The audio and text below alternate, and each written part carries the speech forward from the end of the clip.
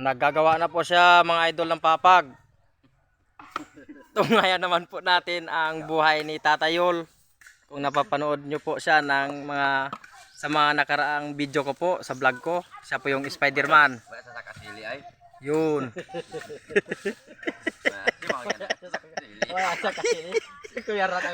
Hindi daw siya nakasama sa panlilimbas. Kaya wala siyang kita doon. Si Kuya Ranay. Wala siyang parte. Pila ng kwarta nato dito? Ikaw na 5. 5 pesos. Tunghayan naman po natin ang buhay ni Tatayol. Nandito po, gumagawa na po siya ng papag.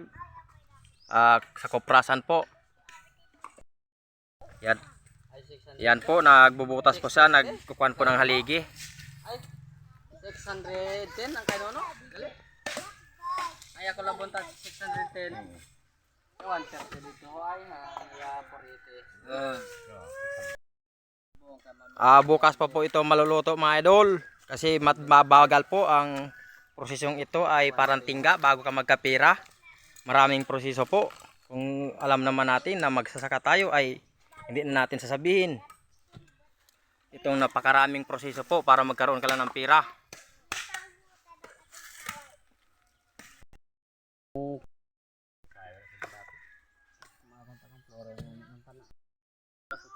Ang kalang galing ko.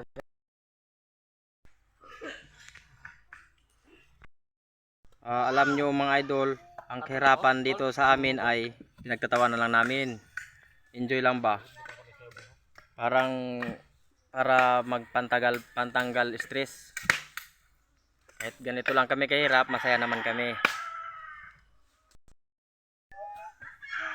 Nagbubutas ng mga haligi. Ganito mga idol. Oh. Yan. Para matibay, hindi mabalik-balik yung mga haligi, malaki. Hindi bumagsak yung kopra sa ilalim at masunog.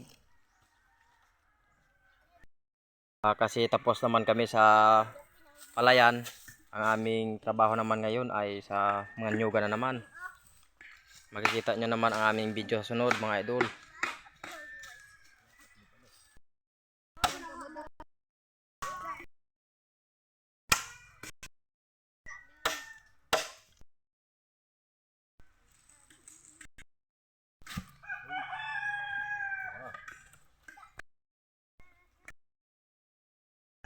Mga 3 araw pa po ito siguro matapos ang kanyang ginagawa.